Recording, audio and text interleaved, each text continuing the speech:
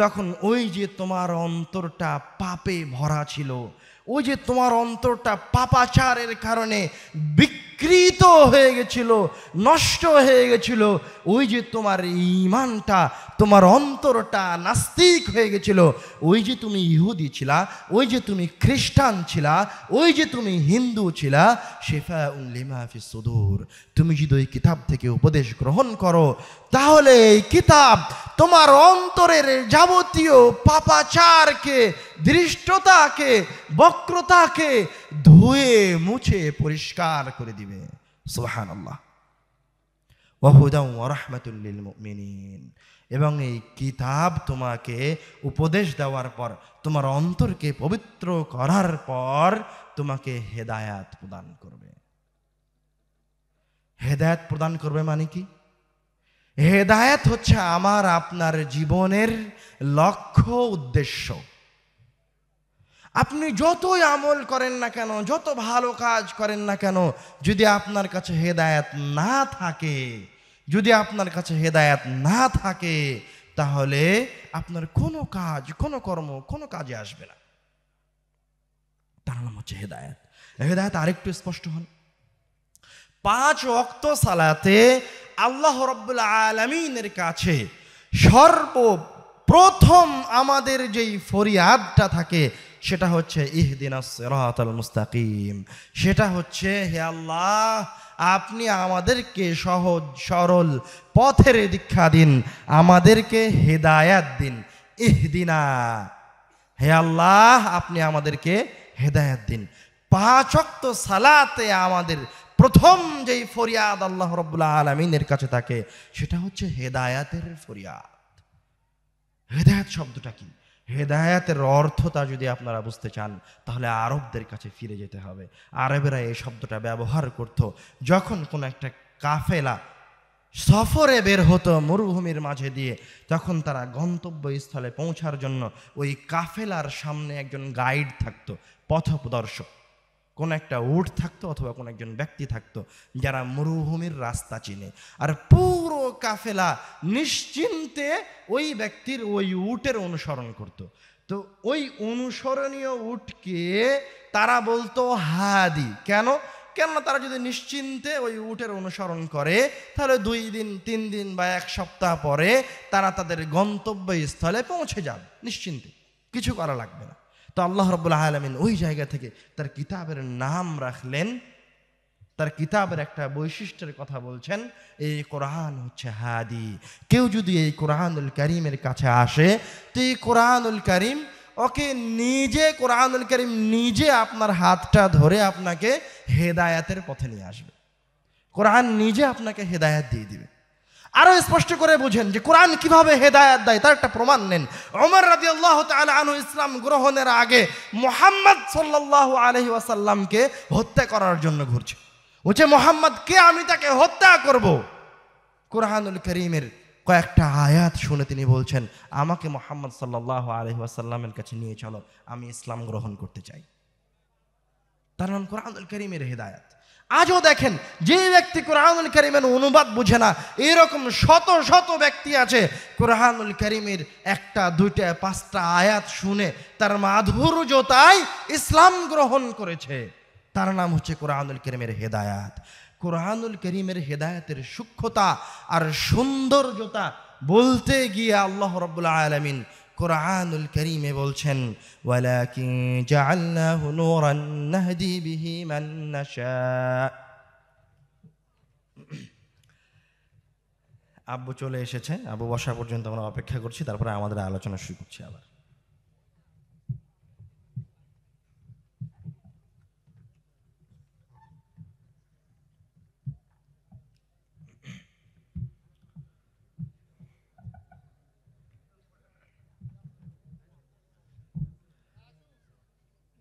আউযু বিল্লাহি মিনাশ শাইতানির রাজীম।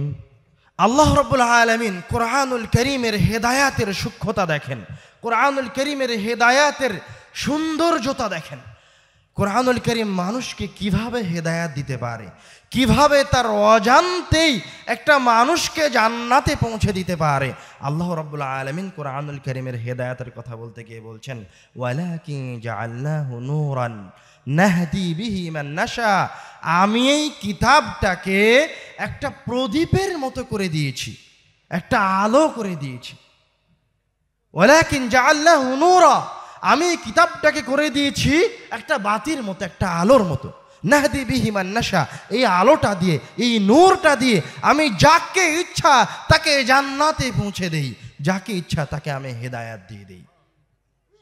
আরো স্পষ্ট হন, মনে করেন আপনি আমাবর্ষার রাত্রে কুটকুটে কালো অন্ধকার, আপনি রাস্তা দিয়ে যাচ্ছেন, যেতে যেতে হঠাৎ করে বিদ্যুৎ চলে গেছে, কোথাও কোনো কিছু দেখা যায় না। তো একজন ব্যক্তি একটা টর্চ লাইট নিয়ে এসে আপনাকে আপনার হাতটা ধরে ওই আঁকাবাঁকা রাস্তা দিয়ে নিয়ে গিয়ে আপনার গন্তব্যস্থলে পৌঁছে দিল। তো ওই যে ওই ব্যক্তিটা লাইট নিয়ে এসে আপনাকে আপনার গন্তব্যস্থলে পৌঁছে দিল, আপনাকে কোনো কিছুই করা লাগলো না। আল্লাহ রাব্বুল আলামিন বলছেন কোরআনুল কারীমে হচ্ছে এইরকম একটা প্রদীপ, এইরকম একটা আলো। আপনি শুধু এই কিতাবের কাছে আসেন, এই কিতাবের দায়িত্ব আপনাকে জান্নাতে পৌঁছে দেয়। আরো স্পষ্ট করে বোঝেন, আমি আজকে রাজশাহী থেকে বের হয়েছি আপনাদের এখানে আসার জন্য। তো এই রাস্তায় বের হওয়া থেকে নিয়ে শুরু করে আপনাদের এখানে আসা পর্যন্ত 6 থেকে 7 ঘন্টার রাস্তা। আমি কি করেছি এই জায়গায়, আমার পরিশ্রম কতটুকু? আমি শুধু বাড়ি থেকে বের হয়ে এসে গাড়িতে বসেছি। আমি জানি 6 থেকে 7 ঘন্টা পর গাড়ির ড্রাইভার আমাকে আপনাদের মাঝে পৌঁছে দিবেন। তো পুরো রাস্তায় যে পরিশ্রম করলো, একাধিক পথ, ভুল পথ থেকে ডান দিকে গেলে হয়তো সে এই জায়গায় পৌঁছাতো না, অন্য জায়গায় চলে যেত। ডান দিকে গেল না, বাম দিকে গেল না, কোনো ভুল রাস্তায় গেল না, ঠিক 6 থেকে 7 ঘন্টা পর আপনাদের মাঝে নিয়ে এসে পৌঁছে দিল। এই কাজটা কে করছে? আমাকে ভুল রাস্তা দিয়ে অন্য জেলায় নিয়ে গেল না, অন্য বিভাগে নিয়ে গেল না, এই কাজটা কে করছে? ড্রাইভার করছে। তো কোরআনুল কারীম হচ্ছে ওই রকম একটা কিতাব, আপনি যদি ওই কিতাবটাকে আঁকড়ে ধরে রাখেন, ওই কিতাবকে যদি আপনি নিয়মিত তেলাওয়াত করেন, তো আপনি কোরআনুল কারীমকে আঁকড়ে ধরে থাকার কারণে আপনি আর অন্য কোনো ভ্রান্ত মানহাজ, অন্য কোনো ভ্রান্ত দল, অন্য কোনো ভ্রান্ত ফেরকায় যাওয়ার সুযোগই পাবেন না। কোরআন আপনাকে ধরে জান্নাতে পৌঁছে দিবে। এই কথা কে বলছেন? আল্লাহ রাব্বুল আলামিন স্বয়ং নিজে বলছেন। ওয়ালাকিন জাআলনাহু নূরান নাহদি বিহি মান নাশা। আরেকটা আয়াতে আল্লাহ রাব্বুল আলামিন বলছেন, ইন্না হাযাল কুরআনা ইয়াহদি লিল্লাতী হিয়া আকওয়াম। আমি তো দুনিয়াবী জীবনের একটা উদাহরণ দিলাম যে আমার ড্রাইভার কোনো ভুল রাস্তায় যাবে না, আমাকে আপনাদের মাঝে পৌঁছে দিবে। তবে তার ভুল হতেও পারে, কিন্তু আল্লাহ রাব্বুল আলামিন কোরআনুল কারীমে বলছেন, ইন্না হাযাল কুরআনা ইয়াহদি লিল্লাতী হিয়া আকওয়াম। আপনাকে তো কোনো আঁকাবাঁকা রাস্তায় নিয়ে যাবে না, আপনাকে তো ক্লান্ত করবে না, আপনি ক্লান্ত হবেন না, আপনি হয়রানির শিকার হবেন না, আপনাকে কোনো কিছু করা লাগবে না, আপনাকে শুধু সঠিক গন্তব্যে পৌঁছে দিবে না। আল্লাহ রাব্বুল আলামিন ইসমে তাফজিলের সিগা ব্যবহার করে বলছেন, সবচেয়ে শক্তিশালী সিগা ব্যবহার করে বলছেন, ইন্না হাযাল কুরআনা ইয়াহদি লিল্লাতী হিয়া আকওয়াম। সবচেয়ে শ্রেষ্ঠ যে দলটা, ফেরকায়ে নাজিয়া, যেটা যার অনুসরণ করলে নিশ্চিন্তে জান্নাত পাওয়া যায়, কোরআনুল কারীম আপনাকে ওই আকওয়াম লিল্লাতী হিয়া আকওয়াম, সবচেয়ে শ্রেষ্ঠ দলের সাথে, সবচেয়ে শ্রেষ্ঠ দলের মাঝে রাখবেন। এবার হাদিসে আসেন, রাসূল সাল্লাল্লাহু আলাইহি ওয়াসাল্লাম বলছেন, ইন্না লিল্লাহি আহলিনা মিনান নাস। এই জমিনে, এই পৃথিবীর উপরে মহান রব্বুল আলামিনের একটা পরিবার আছে। ইন্না লিল্লাহি আহলিনা মিনান নাস। এবার সাহাবীরা বলছে, কিলা মান হুম ইয়া রাসূলুল্লাহ, কারা তারা যে এই জমিনে বসবাস করে মহান রব্বুল আলামিনের পরিবারের সদস্য হওয়ার মর্যাদা অর্জন করেছে? তারা কারা? মান হুম ইয়া রাসূলুল্লাহ, তারা কারা? তখন রাসূল সাল্লাল্লাহু আলাইহি ওয়াসাল্লাম উত্তরে বলছেন, আহলুল কোরআনি হুম আহলুল্লাহি ওয়া খাসাতুহু, যারা তাদের অন্তরে কোরআনুল কারীমকে লালন করে, যারা রাসূলের হাদিস দিয়ে কোরআনুল কারীমের একটা আয়াতকে বোঝার চেষ্টা করে, ওরাই হচ্ছে এই জমিনে মাটির উপর চলাফেরা করে, কিন্তু তারা আল্লাহ রাব্বুল আলামিনের পরিবারের সদস্য। আল্লাহ রাব্বুল আলামিনের পরিবারের সদস্য বলাটাই যথেষ্ট ছিল। এর চেয়ে কি মর্যাদার কোনো কিছু আছে? এর চেয়ে কি সম্মানের কোনো কিছু আছে যে ওই ব্যক্তিটা মহান রব্বুল আলামিনের পরিবারের সদস্য? কিন্তু রাসূল সাল্লাল্লাহু আলাইহি ওয়াসাল্লাম আবার বলছেন, ওয়া খাসাতুহু, শুধু সে মহান রব্বুল আলামিনের পরিবারের সদস্য নয়, সে মহান রব্বুল আলামিনের কাছে একটা বিশেষ ব্যক্তি, ভিআইপি ব্যক্তি, যার দায়িত্ব কার উপরে? মহান রব্বুল আলামিনের উপরে। রাসূল সাল্লাল্লাহু আলাইহি ওয়াসাল্লাম বলছেন, খায়রুকুম মান তাআল্লামাল কুরআনা ওয়া আল্লামাহ, আপনার পরিবারের সবচেয়ে শ্রেষ্ঠ ব্যক্তি এই গ্রামের, এই পাড়ার, এই দেশের, এই পৃথিবীর মিলিয়ন মিলিয়ন ট্রিলিয়ন মানুষের মাঝে থেকে আল্লাহ রাব্বুল আলামিন যদি শ্রেষ্ঠ ব্যক্তিদের একটা লাইন করে, তাহলে আল্লাহ রাব্বুল আলামিন প্রথম কাতারে যাদেরকে রাখবেন তারা হচ্ছে যে ব্যক্তি নিজে কোরআন মাজিদ শিখে আর আরেকজনকে শিখায়। খায়রুকুম মান তাআল্লামাল কুরআনা ওয়া আল্লামা। এইভাবে রাসূল সাল্লাল্লাহু আলাইহি ওয়াসাল্লাম বিভিন্ন হাদিসে কোরআনুল কারীমের অসংখ্য মর্যাদার কথা বলেছেন। কোরআনুল কারীমের যত শক্তি আছে, যত মর্যাদা আছে, অন্য কোনো কিছুর মাঝে এত শক্তি, এত মর্যাদা নাই। এবার আসেন আমরা আমাদের আলোচনার এই পর্যায়ে কোরআনুল কারীমের কিছু সূরার বৈশিষ্ট্যের দিকে যাই, কিছু সূরার ফজিলতের দিকে যাই। মনোযোগ সহকারে শ্রবণ করেন, এই সূরাগুলির উপর আমল করার চেষ্টা করিয়েন। রাসূল সাল্লাল্লাহু আলাইহি ওয়াসাল্লামের কাছে একজন এসে বলছে, ইয়া রাসূলুল্লাহ ইন্নী উহিব্বু হাযিহিস সূরা, হে আল্লাহর রাসূল, আমি এই সূরাটি তেলাওয়াত করতে ভালোবাসি। কুল হু আল্লাহু আহাদ, এই সূরাটি তেলাওয়াত করতে আমি ভালোবাসি। তখন রাসূল সাল্লাল্লাহু আলাইহি ওয়াসাল্লাম বলছেন, ইন্না হুব্বাকা ইয়াহা আদখালাকাল জান্নাহ, তোমার এই কুল হু আল্লাহু আহাদ সূরাটার প্রতি ভালোবাসা তোমাকে জান্নাতে নিয়ে চলে যাবে। একটা সূরার প্রতি ভালোবাসা, একটা সূরাকে বারবার তেলাওয়াত করা। রাসূল সাল্লাল্লাহু আলাইহি ওয়াসাল্লাম সাহাবীদের মাঝে এসে জিজ্ঞাসা করছেন, আয়া আজিজু আহাদুকুম আন ইয়াকরা ফি লাইলাতিন সুলুসাল কুরআন, তোমাদের মাঝে কি এমন কোন ব্যক্তি আছে যে প্রত্যেক দিন রাত্রে ঘুমানোর আগে কোরআনুল কারীম থেকে 10 পারা কোরআন তেলাওয়াত করতে পারে না? এরকম 10 পারা কোরআন তেলাওয়াত করতে অক্ষম কেউ কি আছে? তখন সাহাবা একরাম বলছে, 10 পারা কোরআন তেলাওয়াত করা নিয়মিত রাত্রে, কাইফা যালিকা ইয়া রাসূলুল্লাহ, এটা কি এত সহজ কাজ হয়ে গেল? তাই কি সম্ভব 10 পারা কোরআন মাজিদকে প্রত্যেক রাত্রে তেলাওয়াত করা যায়? তখন রাসূল সাল্লাল্লাহু আলাইহি ওয়াসাল্লাম 10 পারা কোরআন মাজিদ তেলাওয়াত করাকে আমাদের জন্য সহজ করে দিচ্ছেন।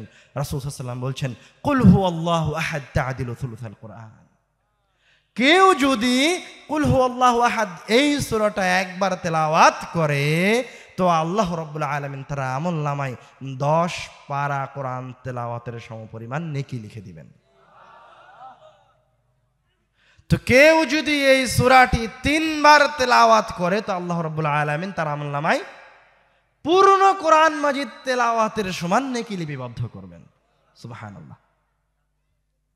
আরেকটি হাদিসে এসেছে, عن عقبة بن عامر رضي الله تعالى عنه قال بينما أنا أسير مع رسول الله صلى الله عليه وسلم, আমির উকবা রাদিয়াল্লাহু তাআলা আনহু বলছে, আমি রাসূলের সাথে সফরে বের হয়েছি। বাইনাল জুহফাতি ওয়াল আবওয়া, সফরে বের হয়ে জুহফা এবং আবওয়া নামক দুইটি জায়গার মাঝামাঝিতে পৌঁছেছি। ইযা গাশিয়াতনা রিহুন ওয়া যুলমাতুন শাদীদা, এমত অবস্থায় প্রচন্ড ঝড় শুরু হয়ে গেল। এমন ঝড় শুরু হলো যে চতুর্দিকে অন্ধকার হয়ে গেল। ঝড় ঝাপটায় মনে হয় আমরা মরে যাবো, এরকম কঠিন ঝড় শুরু হয়ে গেল। ফাজাআল রাসূলুল্লাহ সাল্লাল্লাহু আলাইহি ওয়াসাল্লাম ইয়াতাআওয়াযু বিআউযু বিরাব্বিল ফালাক ওয়া আউযু বিরাব্বিন নাস, এই কঠিন সময় থেকে, এই কঠিন অবস্থা থেকে বাঁচার জন্য রাসূল সাল্লাল্লাহু আলাইহি ওয়াসাল্লাম কুল আউযু বিরাব্বিল ফালাক আর কুল আউযু বিরাব্বিন নাস এই দুইটি সূরা তেলাওয়াত করতে শুরু করলেন। এবং তার যে সঙ্গী ছিল, সফর সঙ্গী উকবা রাদিয়াল্লাহু তাআলা আনহুকে বলছেন, ইয়া উকবা তাআওয়ায বিহিমা, উকবা তুমিও এই দুইটি সূরা তেলাওয়াত করে মহান রব্বুল আলামিনের কাছে এই কঠিন ভয়াবহ বিপদ থেকে আশ্রয় প্রার্থনা করো। ফামা তাআওয়াযা মুতাআওযিযুন বিমিসলিহিমা, কেননা বিপদ থেকে বাঁচার জন্য এই দুইটি সূরার মতো শক্তিশালী কোনো সূরা নাই। তা আপনি যদি বিপদে পড়ে যান, সেটা যেই বিপদই হোক, কোন সূরা তেলাওয়াত করবেন? সূরা নাস আর সূরা ফালাক। আর একটা হাদিসে এসেছে, রাসূল সাল্লাল্লাহু আলাইহি ওয়াসাল্লাম বলছেন, ইন্নাল কুরআনা ইয়াতি ইয়াউমাল কিয়ামাতি শাফিআন লিআসহাবিহি, কুরআনুল কারীম কিয়ামতের দিন মানুষের জন্য শাফাআত করতে আসবে। রাসূল সাল্লাল্লাহু আলাইহি ওয়াসাল্লাম বলছেন আর একটা হাদিসে, ইকরাউল কুরআন, তোমরা কুরআন তেলাওয়াত করো, ফাইন্নাহু ইয়াতি ইয়াউমাল কিয়ামাতি শাফিআন লিআসহাবিহি, তোমরা কোরআন তেলাওয়াত করো, কেননা কোরআন মাজিদ কিয়ামতের দিন শাফাআত করার জন্য আসবে। ইকরাউজ যাহরাওয়াইন, তোমরা বিশেষ করে উজ্জ্বল শক্তিশালী দুইটি সূরাকে তেলাওয়াত করো। উজ্জ্বল শক্তিশালী বিশেষ দুইটি সূরা কি? আল বাকারা ওয়া সূরাত আলে ইমরান। তোমরা সূরা বাকারা আর সূরা আলে ইমরান তেলাওয়াত করো। কেন? ফাইন্নাহুমা তাতিয়ান ইয়াউমাল কিয়ামাতি কাআন্নাহুমা গামামাতান, কেননা এই দুইটি সূরা কিয়ামতের দিনে আকৃতি ধারণ করে আসবে। তাদের আকৃতি কেমন হবে? কাআন্নাহুমা গামামাতান, তাদের আকৃতি হবে দুই খণ্ড মেঘের মতো। আর কাআন্নাহুমা গায়ায়াতান, অথবা তাদের আকৃতি হবে দুইটি সামিয়ানার মতো। আর কাআন্নাহুমা ফিরকানি মিন তাইরিন সাওয়াফ, অথবা তাদের আকৃতি হবে ডানা মেলে উড়তে থাকা দুই ঝাঁক পাখির মতো। রাসূল সাল্লাল্লাহু আলাইহি ওয়াসাল্লাম বলছেন, কিয়ামতের দিন সূরা বাকারা আকৃতি নিয়ে উপস্থিত হবেই হবে, হবেই হবে। হয়ে কি করবে? তুহাজ্জানি আন আসহাবিহিমা, যারা দুনিয়াবি জীবনে, যে সমস্ত মুসলমানেরা মুমিন ব্যক্তিরা দুনিয়াবি জীবনে সূরা বাকারা আলে ইমরান তেলাওয়াত করত, কিন্তু কিয়ামতের দিনে যখন তার আমলনামা দাড়ি পাল্লায় উঠানো হয়েছে এবং তার পাপের দাড়ি পাল্লা ভারী হয়ে গেছে, তখন এই দুইটি সূরা ওই ব্যক্তিকে বাঁচানোর জন্য ছুটে চলে আসবে। তুহাজ্জানি আন আসহাবিহিমা, ছুটে এসে কি করবে? মহান রব্বুল আলামিনের সাথে বাদানুবাদে ঝগড়ায় লিপ্ত হয়ে যাবে। আল্লাহ রব্বুল আলামিনের সাথে ঝগড়া করবে। আল্লাহ রব্বুল আলামিনকে বলবে, হে আল্লাহ, এই ব্যক্তি দুনিয়াবি জীবনে আমাকে তেলাওয়াত করেছে, তুমি তাকে জাহান্নামে দিতে পারো না। হে আল্লাহ, এই ব্যক্তিটি আমাকে দুনিয়াবি জীবনে তেলাওয়াত করেছে, তুমি তাকে জাহান্নামে দিতে পারো না, তুমি তাকে জান্নাতে দাও। এইভাবে সে কোরআনুল কারীমের এই দুইটি সূরা আল্লাহ রাব্বুল আলামিনের সাথে ঝগড়া ঝাঁটি করে আপনাকে জান্নাতে নিয়ে যাবে। আরো স্পষ্ট যদি হতে চান যে কোরআনুল কারীমের শাফাআত কতটা শক্তিশালী, তাহলে ওই যে আমার মেজো ভাই একটু আগে আপনাদেরকে কিয়ামতের দিনের ভয়াবহতা বলতে গিয়ে রাসূল সাল্লাল্লাহু আলাইহি ওয়াসাল্লামের শাফাআতের কথা বললেন, যে কোন নবী শাফাআত করার সাহস করবেন না। প্রথম যে শাফাআত হবে সেই শাফাআত করার কোনো নবী সাহস করবেন না। মুহাম্মদ সাল্লাল্লাহু আলাইহি ওয়াসাল্লাম শেষ পর্যন্ত শাফাআতের জন্য আল্লাহ রাব্বুল আলামিনের কাছে অনুমতি প্রার্থনা করবেন। অনুমতি প্রার্থনা করে আল্লাহ রাব্বুল আলামিনের কাছে প্রবেশ করবেন। প্রবেশ করে রব্বুল আলামিনের কাছে সিজদায় লুটিয়ে পড়বেন। সরাসরি আল্লাহ রাব্বুল আলামিনকে কোনো কিছু বলার ক্ষমতা স্বয়ং মুহাম্মদ সাল্লাল্লাহু আলাইহি ওয়াসাল্লামের কাছেও নাই। কিন্তু আল্লাহ রাব্বুল আলামিন তার এই কিতাবকে এমন শক্তি দিয়ে রেখেছেন, এমন ক্ষমতা দিয়ে রেখেছেন যে এই কিতাবের কোনো প্রকার অনুমতির প্রয়োজন হবে না। এই কিতাবও শাফাআত করতে আসবে, আর অনেকেই শাফাআত করতে আসবে, কিন্তু অন্য সকল শাফাআতের সাথে এই কিতাবের শাফাআতের আকাশ জমিন তফাৎ আছে। কেউ যদি মনে করে যে ওই কিয়ামতের দিনের ভয়াবহ সময়ে আমাকে কেউ সাহায্য করুক, কেউ যদি মনে করে যে ওই কিয়ামতের দিনের ভয়াবহ সময়ে কাউকে আমি সহযোগী হিসেবে পাই, তাহলে সে যেন দুনিয়াবি জীবনে সূরা বাকারা আর আলে ইমরান তেলাওয়াত করে, না পারলেও কোরআনুল কারীমের একটা আয়াত তেলাওয়াত করে।